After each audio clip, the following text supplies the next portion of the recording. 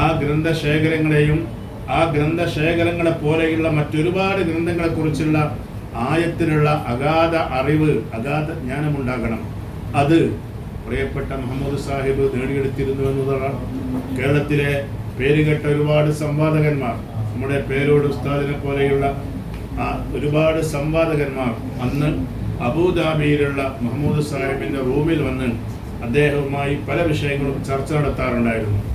ഈ വീട്ടിലും അങ്ങനെയുള്ള ധാരാളം ആളുകൾ മുഹമ്മദ് സാഹിബിനെ കാണാൻ, റഹ്മത്തുള്ള കാസിമി മുഹമ്മദ് സാഹിബിൽ നിന്ന് തരീഖത്ത് സ്വീകരിക്കാനല്ല ഈ വീട്ടിൽ വന്നിട്ടുള്ളത്, മറിച്ച് മുഹമ്മദ് സാഹിബിന്റെ കയ്യിലുള്ള ചില ജ്ഞാനങ്ങളുമായി ബന്ധപ്പെടുവാനും അദ്ദേഹത്തിന്റെ ഗ്രന്ഥശേഖരങ്ങൾ അത് സന്ദർശിക്കുവാനുമാണ് ആദ്യമായി റഹ്മത്തുള്ള കാസിമിയോട് വന്നിട്ടുള്ളത്. നമുക്കറിയാലോ,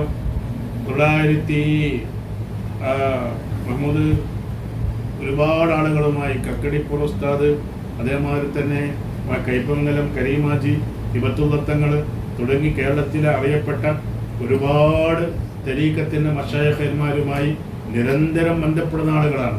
നാട്ടിലെത്തിക്കഴിഞ്ഞാൽ പിന്നെ അബ്ദുൽ ബാരിയും ഇവരും തമ്മിലുള്ള നീണ്ട യാത്രകളായിരിക്കും. ആ യാത്രകളിലൊക്കെ ഇതുപോലുള്ള വലിയ വലിയ സൂഫിവര്യന്മാരുമായി ഇടപെടും. പക്ഷേ ഒരിക്കൽ പോലും ഒരാളിൽ നിന്ന് ഒരു തരീഖത്ത് ബഹുമാനപ്പെട്ട മുഹമ്മദ് സാഹിബ് വാങ്ങിയില്ല. കടിപ്പുറം ആൾക്കാരൊക്കെ തരീഖത്തിന് വേണ്ടിയല്ല അവരൊക്കെ സമീപിക്കുക. പക്ഷേ ഒരു തരീഖത്ത് പോലും, ഒരു സിൽസില പോലും അവരിൽ നിന്ന് ഒരാളിൽ നിന്നും പ്രിയപ്പെട്ട മുഹമ്മദ് സാഹിബ് വാങ്ങിയില്ല. എല്ലായിടത്തും പോകും, ദ്വാരിപ്പിക്കും, ബർക്കത്തിന് വേണ്ടി ദുആ ചെയ്യാൻ വേണ്ടി പറയും എന്നതിൽ കവിഞ്ഞ് കുറെ സ്വലാത്തുകളുടെ ഇജാസത്തുകൾ വാങ്ങുമെന്നല്ലാതെ ഒരു തരീഖത്തിന്റെ ഇജാസത്ത് പോലും ഒരാളിൽ നിന്നും മുഹമ്മദ് സാഹിബ് വാങ്ങിയില്ല. ഒരിക്കൽ ദുബായിലെത്തിയപ്പോൾ, ദുബായിൽ നമ്മുടെ നാട്ടിലുള്ള മലയാളി സുഹൃത്തുക്കളാവുന്ന 2 ആളുകളൊക്കെ നമ്മുടെ ഈ സവിശേഷമായ തിജാനി, തരീഖത്തു തിജാനിയ എന്ന ആത്മീയ സരണിയുമായി ബന്ധപ്പെട്ട് മുഹമ്മദ് സാഹിബിനൊക്കെ സമീപിച്ചിട്ടുണ്ടായിരുന്നു. ആ ഇടെയാണ് ബഹുമാനപ്പെട്ട ഷെയ്ഖ് മൂസ ഒരുപാട് കാലം അദ്ദേഹത്തിന് തണൽ അനുഭവിക്കുവാനും ആസ്വദിക്കുവാനും നമുക്കെല്ലാവർക്കും അല്ലാഹു തൗഫീഖ് പ്രദാനം ചെയ്യുമാറാകട്ടെ. അദ്ദേഹം ദുബായിലെത്തിയപ്പോൾ അദ്ദേഹവുമായി മുഹമ്മദ് സാഹിബ് സന്ധിച്ചു. ഈ ജൗഹറത്തുൽ കമാൽ അത് മുഹമ്മദ് സാഹിബിന്റെ സലാത്ത് കിതാബിൽ അച്ചടിച്ചത് നിങ്ങൾക്ക് കാണാൻ പറ്റും. അദ്ദേഹം പ്രസിദ്ധീകരിച്ചിരുന്ന വലിയ സലാത്ത് കിതാബ് ഉണ്ടെങ്കിൽ ആ സലാത്ത് കിതാബിൽ ജൗഹറത്തുൽ കമാൽ അച്ചടിച്ചത് കാണാൻ പറ്റും.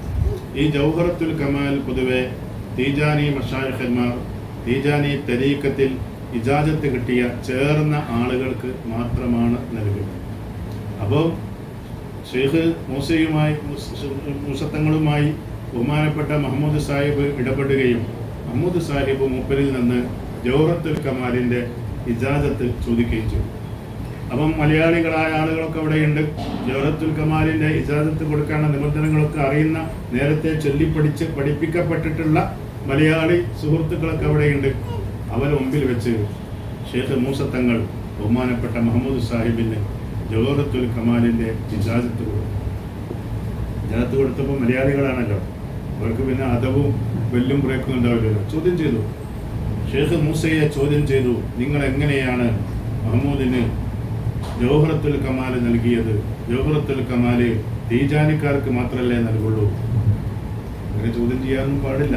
നമ്മുടെ മശായിഖന്മാർ എന്ന് പറഞ്ഞാൽ, ഒരു ഷെയ്ഖിന് മുമ്പിൽ മുരീദുമാർ എന്ന് പറഞ്ഞാൽ, ഒരു കുളിപ്പിക്കുന്ന ആളിന് മുമ്പിൽ എങ്ങനെയാണോ മയ്യത്ത് അതേപോലെയാണ്. അവരെന്തെങ്കിലും ചെയ്താൽ നമ്മൾ ചോദ്യം ചെയ്യാൻ പാടില്ല. അങ്ങനെയല്ലേ ഖദർ അലൈഹി സ്വലാമിൻ്റെയും മൂസാ നബിയുടെ ഒക്കെ ആ ചരിത്രം, ആ കഥ നമ്മെ പഠിപ്പിക്കുന്നത്. അവർ ചെയ്താൽ അത് ലിമാക്കാമ എന്തഹും, അതാണ് കിതാബുകളിൽ പറഞ്ഞത്. അതിനെന്തെങ്കിലും ഒരു ന്യായം അവർക്ക് ഉണ്ടായേക്കാം. പക്ഷെ അങ്ങനെ ചോദ്യം ചെയ്തപ്പം ഷെയ്ഖ് മൂസ മദ്ദല്ലാഹു ലില്ലഹു മഹാനവർകൾ പറഞ്ഞു, ഞാൻ തീജാനീയത്തിന്റെ തീജാനീയത്തിന്റെ പ്രഭ ഞാൻ മഹ്മൂദിന്റെ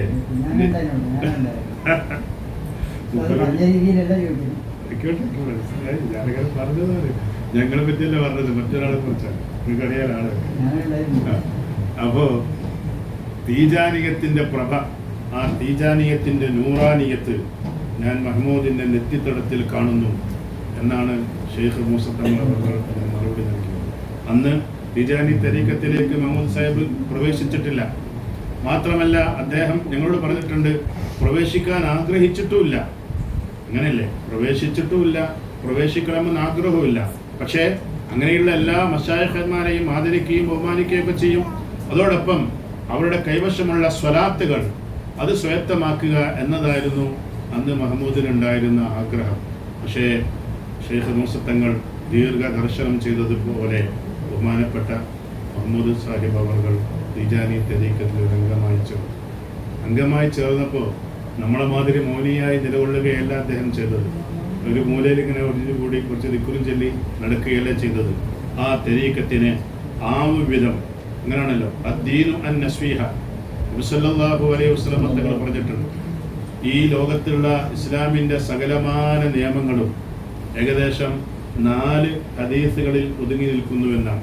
ലക്ഷക്കണക്കിന് ഹദീസൊന്നും വേണ്ട, കേവലം 4 ഹദീസുകളിൽ ഒതുങ്ങി നിൽക്കുന്നുവെന്നുള്ളതാണ്. അതിൽപ്പെട്ട ഒരു ഹദീസാണ് മിൻ ഹുസ്നി ഇസ്ലാമിൽ മർഇ തർക്കുഹു മാ ലാ യഅനീഹി. ഈ ഹദീസിൻ്റെ വൈപുല്യം ഇസ്ലാമിൻ്റെ ഒരു സമഗ്രതയാണ്. അതേമാതിരിയുള്ള മറ്റൊരു ഹദീസാണ് അദ്ദീനു അൻ നസീഹ. ദീൻ എന്ന് പറയുന്നത് ഗുണകാംക്ഷയാണ്. ആരോടുള്ള ഗുണകാംക്ഷ? സഹാബത്ത് ചോദിച്ചു. ഖാൽ നബി തങ്ങളോട് പറഞ്ഞു, ലില്ലാഹി, അള്ളാഹുവിനെ ഗുണകാംക്ഷിക്കണം. എങ്ങനെയാണ് അള്ളാഹുവിനെ ഗുണം കാക്ഷിക്കുക? ആരൊക്കെയാണോ അള്ളാഹുവിനെ എതിർക്കുന്നത് അവരെ നാം എതിർക്കുക. ആരൊക്കെയാണോ അള്ളാഹുവിനെ സഹായിക്കുന്നത് അവർക്ക് നമ്മുടെ രീതിയിലുള്ള സഹായം ചെയ്യുക. അതാണ് അള്ളാഹുവിനോടുള്ള ഗുണകാംക്ഷ. വലി റസൂലിഹി, അള്ളാഹുവിൻ്റെ റസൂലിനോടും, വലി കിതാബിഹി, അള്ളാഹുവിൻ്റെ ഗ്രന്ഥത്തിനോടും. പരിശുദ്ധമായ ഖുർആൻ ചുട്ടരിക്കണം എന്ന് പറഞ്ഞാൽ അതിനെതിരെ നമ്മൾ രംഗത്ത് വരണം, നമ്മൾ മിണ്ടാതിരുന്നാൽ പറ്റില്ല. അതാണ് കിതാബിനോടുള്ള നസീഹത്ത്. വലി അഇമ്മത്തിൽ മുസ്ലിമീൻ, മുസ്ലിമീങ്ങളുടെ നേതാക്കന്മാർ, മശായിഖന്മാർ, ആലിമീങ്ങൾ, നേതാക്കന്മാർ, ഉലമാക്കന്മാർ, സൂഫിയാക്കന്മാർ, ഔലിയാക്കന്മാർ, അവരോടുള്ള നസീഹത്ത്. അവരോട് നസീഹത്ത് എന്ന് പറഞ്ഞാൽ എന്താ അർത്ഥം? അവരുടെ ആശയങ്ങൾ പ്രചരിപ്പിക്കുക. അവർക്കെതിരെ ആരെങ്കിലും രംഗത്ത് വന്നാൽ അവരെ എതിർത്ത് തോൽപ്പിക്കുക. ആശയപരമായി വേണമെങ്കിൽ ആ രീതിയിൽ, രീതിയിലാണ് വേണ്ടതെങ്കിൽ ആ രീതിയിൽ, ഏത് രീതിയിലാണോ അവർക്കെതിരെ ആക്രമണങ്ങൾ വരുന്നത് അതേ നാണയത്തിൽ ആ അക്രമത്തെ പ്രതിരോധിക്കുക. അത് വലിയ ദീനാണ്. അതിനാണ് ദീൻ എന്ന് പറയുന്നത്. അദ്ദീനു, മതബോധമുള്ളവൻ എന്ന് പറഞ്ഞാൽ, മതമുള്ള ആളെന്ന് പറഞ്ഞാൽ നിങ്ങളെ കുപ്പായിട്ട് നമസ്കാരത്താകുമ്പോഴൊക്കെ ഇങ്ങനെ വലിയ ആളായിട്ട് നടക്കുക എന്നുള്ളതല്ല. മറിച്ച് ഈ രീതിയിലുള്ള പ്രവർത്തനങ്ങളും ഈ രീതിയിലുള്ള പ്രതിരോധ പ്രവർത്തനങ്ങളും ജനകീയമായ രീതിയിലുള്ള ഈ പ്രവർത്തനങ്ങളും ഇത് കാഴ്ചവെക്കുക എന്നുള്ളതാണ്. ഇത് പ്രിയപ്പെട്ട മുഹമ്മദ് സാഹിബ് നിർവഹിച്ചു. തരീഖത്തിലേക്ക് വന്ന ഉടനെ തന്നെ എന്താ ചെയ്തത്? ഈ തരീഖത്തിനെതിരെ രംഗത്ത് വരാൻ സാധ്യതയുള്ള ആളുകൾ അവരാരാണ്? ആലിമീങ്ങളായിരിക്കുന്നത്. ആ ആലിമീങ്ങളായ ആളുകളെ അദ്ദേഹം ഈ വീട്ടിലേക്ക് വിളിച്ചു വരുത്തി ഈ തരീഖത്തിനെ കുറിച്ച് അവർക്ക് പറഞ്ഞു കൊടുത്ത് അവർക്കുണ്ടായേക്കാവുന്ന സംശയങ്ങൾ എന്തൊക്കെയായിരിക്കും എന്ന് അവരോട് തന്നെ ചോദിച്ചു.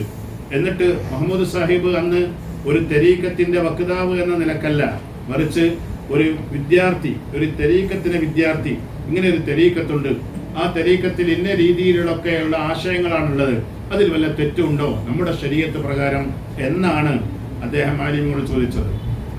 സുന്നി യുവജന സംഘത്തിന്റെ ജില്ലാ കമ്മിറ്റി ഒരു തരീഖത്ത് സമ്മേളനം സംഘടിപ്പിച്ചിട്ടുണ്ടായിരുന്നു.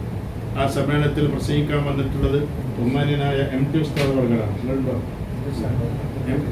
MT ഉസ്താദ് ഉണ്ടായിരുന്നു, അബ്ദുൽ ബാരി ഉണ്ടായിരുന്നു, പലരും ഉണ്ടായിരുന്നു. MT ഉസ്താദിനെ മുഹമ്മദ് ഉസ്താദ് ബന്ധപ്പെട്ട് പറഞ്ഞു, തലേന്ന് രാത്രി ഇവിടെ താമസിപ്പിക്കാം. അങ്ങനെ MT ഉസ്താദിനെ തലേന്ന് തന്നെ നമ്മൾ വരുത്തി ഈ വീട്ടിൽ താമസിച്ചു. ഇവിടെയാണ് കിടന്നുറങ്ങിയത്. അദ്ദേഹത്തിന് എന്ത് ഭക്ഷണം വേണ്ടതെന്ന് ചോദിച്ചു. എന്ത് പറ്റും ചോദിച്ചപ്പോൾ, എന്നാലും ഉസ്താദിന് ഇഷ്ടമുള്ളതെന്ന് പറയുന്നത് ഒന്നുമില്ല, എന്ത് പറ്റുന്നത്. വെറുംചോറല്ലാത്ത എല്ലാ ഭക്ഷണവും ഉണ്ടാക്കിയിട്ടുണ്ട്. ചപ്പാത്തി, അതേമാതിരി ഇവിടുത്തെ റോട്ടി, നെയ്ച്ചോറ്, പിന്നെ ഇങ്ങനത്തെ എല്ലാം ഉണ്ടാക്കിയിട്ടുണ്ട്. വെറുംചോറ് മാത്രം ഉണ്ടാക്കിയിട്ടില്ല. പിറ്റേന്ന് പരിപാടി കഴിഞ്ഞ് പോകുമ്പോൾ അദ്ദേഹം കണ്ണൂരിൽ നിന്ന് ഓരോ ഹോട്ടലിന് മുമ്പിൽ നിർത്തിയിട്ട് ചോറുണ്ടോ എന്ന് ചോദിച്ചു. ഒരു നേരത്തെ പറഞ്ഞാൽ മതിയായിരുന്നു, ഈ വെറുംചോറ് വേണം, നമ്മൾ ഉണ്ടാക്കിയായിരുന്നു. പക്ഷെ മുമ്പത് പറഞ്ഞില്ല. നമ്മളതാണ് വെറുംചോറ് ഇപ്പോൾ രാത്രി കണ്ണൂർക്കാരുണ്ടാക്കൂലേ, പക്ഷേ മലപ്പുറത്തുകാർക്ക് രാത്രി ചോറ് തന്നെ വേണം. അപ്പോൾ ഞാൻ ഓർക്കുകയാണ്. അപ്പോൾ അന്ന് MT ഉസ്താദ് തലേന്ന് രാത്രി ഇവിടെ വന്ന് എന്തിനാണ് MT ഉസ്താദിനെ വിളിച്ചു വരുത്തിയത്? MT ഉസ്താദിൻ്റെ മുമ്പിൽ ഈ തരീഖത്തിൻ്റെ എല്ലാ ആശയങ്ങളും മുഹമ്മദ് സാഹിബ് അവതരിപ്പിച്ചു.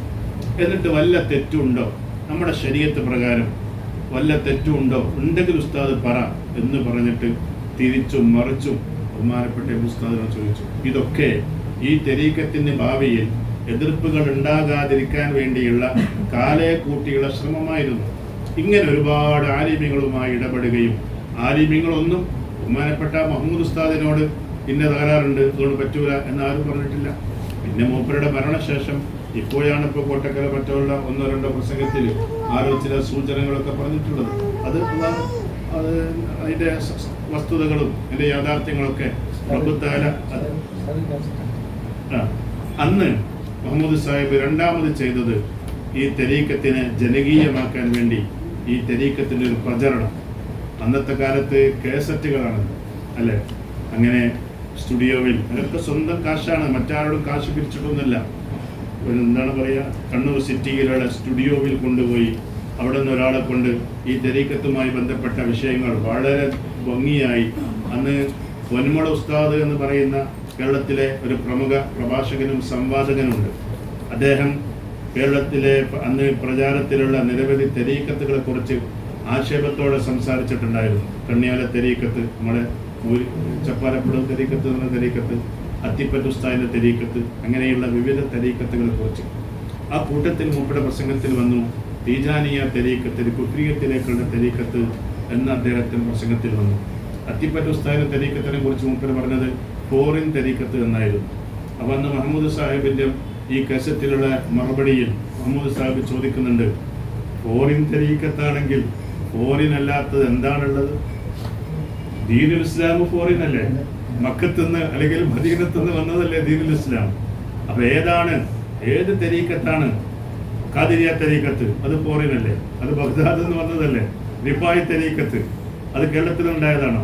ഏത് തരീഖത്താണ് കേരളത്തിൽ നിന്നുണ്ടായത് എന്ന് മുഹമ്മദ് സാഹിബ് ചോദിക്കുന്നുണ്ട്. ഈ വിധത്തിൽ ഈ തിജാനി തരീഖത്തിന് എതിരെ ഭാവിയിൽ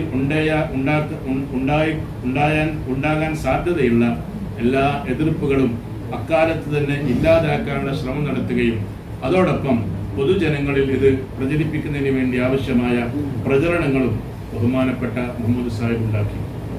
അതിനുശേഷം മുഹമ്മദ് സാഹിബ് സമഗ്രമായ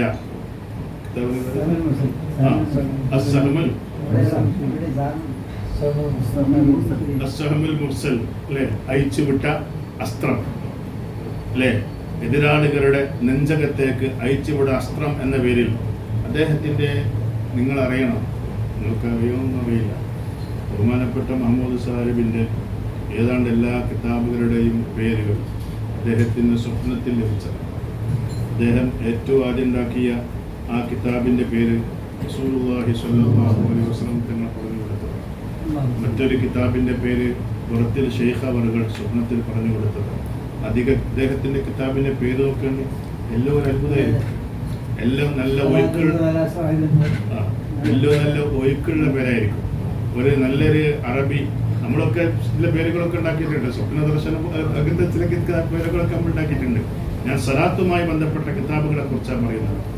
അപ്പൊ അതിലെ അധിക പേരുകളും സ്വപ്നത്തിൽ മൂപ്പർക്ക് ലഭിച്ചതാണ്. അപ്പൊ ഒരു വലിയ ഹദ്ദുള്ള ആളാണ് എന്ന് പറഞ്ഞാൽ റബ്ബ് തആല മഹാനവറുകളെ ഈ ഒരു സ്വലാത്തിന് വേണ്ടിയും ആ സ്വലാത്തിനോടുള്ള സേവനത്തിന്റെ പേരിൽ അള്ളാഹുവിന്റെ ദീനിന് വേണ്ടിയുമുള്ള സേവനത്തിന് റബ്ബ് തആല തെരഞ്ഞെടുത്ത ഇന്നല്ലാഹ ഇസ്തഫ ആദമ വ നൂഹൻ. ഇസ്തിഫ ആണല്ലോ ഉണ്ടാവുക, ഇസ്തിഫ ആണ് ഉണ്ടാവുക. അള്ളാഹു ഇന്തിഖാബ്, നമ്മുടെ ഇലക്ഷനൊക്കെ വേറെയാണ്, ഇതല്ല, ഇത് സ്ഫുടം ചെയ്തെടുക്കലാണ് റബ്ബ് തആല. ആ സ്ഫുടം ചെയ്തെടുത്തതാണ് മുഹമ്മദ് സാഹിബിനെ. അതാണ് നമ്മൾ മുഹമ്മദ് സാഹിബിൽ കാണേണ്ടത്. നമ്മൾ കേവലം നമുക്കിടയിലെ ഒരു മുഹമ്മദ് സാഹിബ് പിന്നെ സുഡാനിലെ ഒരു സന്ദർശനത്തിന് പോയിട്ടുണ്ടായിരുന്നല്ലോ. അവര് അതിന്റെ ഫോട്ടോ ഒക്കെ ഒരു വിഷയങ്ങൾ കണ്ടിട്ടുണ്ടാകാം. ദഫൊക്കെ മുട്ടി മുഹമ്മദ് സാഹിബിനെ വലിയ ഒരു രാഷ്ട്രപതിയോ മറ്റോ വരുന്നതിനേക്കാൾ ആദരവിലാണ് അവർ സ്വീകരിച്ചത്. അന്ന് മുഹമ്മദ് സാഹിബോട് എത്തിയപ്പം ഈ മുസ ഷെയ്ഖ് അടക്കമുള്ള ഒരുപാട് മശായിഖന്മാർ, ആ മശായിഖന്മാർക്ക് മുമ്പിൽ എതിരേക്കാൻ കാത്തിരിക്കുകയാണ്. മഗ്‌രിബിന്റെ സമയമായപ്പം മുഹമ്മദ് സാഹിബാണ് മഗ്‌രിബ് നിസ്കരിച്ചത്. മൂപ്പരെയാണ് ഇമാമത്തിന് നിർത്തിയത്. ഒരു അതിഥി ഗസ്റ്റ് എന്ന നിലക്ക് മൂപ്പര് നിൽക്കല്ലോ. മൂപ്പരന്ന് ഓതിയത് പിന്നെ മഗ്‌രിബിന്റെ റകഅത്തിൽ ഇന്നാ അഅ്തൈനാക്കൽ കൗസർ എന്നായിരുന്നു. ആ സൂറത്താണ് ഓതി. ആ മഗ്‌രിബ് നമസ്കാരം കഴിഞ്ഞ് അദ്ദേഹത്തിന് ഇസ്തിഖ്ബാലിന്റെ സ്വീകരണ സദസ്സിൽ എല്ലാ മശായിഖന്മാരും എന്തുകൊണ്ട് അശ്ശൈഖ് മഹ്മൂദുൽ ഫർത്തവി ഇന്ന് മഗ്‌രിബ് നമസ്കാരത്തിൽ ഇന്നാ അഅ്തൈനാക്കൽ കൗസർ എന്ന സൂറത്ത് ഓതി, അതേക്കുറിച്ചായിരുന്നു അവിടുത്തെ ചർച്ച. മുഹമ്മദ് ഉസ്താദ് എന്തുകൊണ്ട് ഇന്നാ അഅ്തൈനാക്കൽ കൗസർ എന്ന സൂറത്ത് മഗ്‌രിബ് നമസ്കാരത്തിൽ തെരഞ്ഞെടുത്ത് ഓതി, അതേക്കുറിച്ചായിരുന്നു അന്ന് അവിടുത്തെ നീണ്ട ചർച്ച. ഓരോ ആലിമീങ്ങളും അവരുടേതായ ന്യായങ്ങൾ അവതരിപ്പിക്കുകയാണ്. ഈ വിധം ലോകത്തുള്ള ആലിമീങ്ങൾക്കിടയിൽ അംഗീകാരം നേടിയിട്ടുള്ള അറിയപ്പെട്ട ഒരു വലിയ ആളായിരുന്നു പ്രിയപ്പെട്ട മുഹമ്മദ് സാഹിബ്. പ്രഭു തആല അദ്ദേഹത്തിന് നാമൊക്കെ നൽകിയ ആദരവും നമ്മുടെയൊക്കെ മനസ്സിൽ അദ്ദേഹത്തിനുണ്ടായിട്ടുള്ള സ്വീകാര്യതയും അള്ളാഹുവിങ്കിലും ബഹുമാനപ്പെട്ട മുഹമ്മദ് സാഹിബിന് ലഭ്യമാകുമാറാകട്ടെ.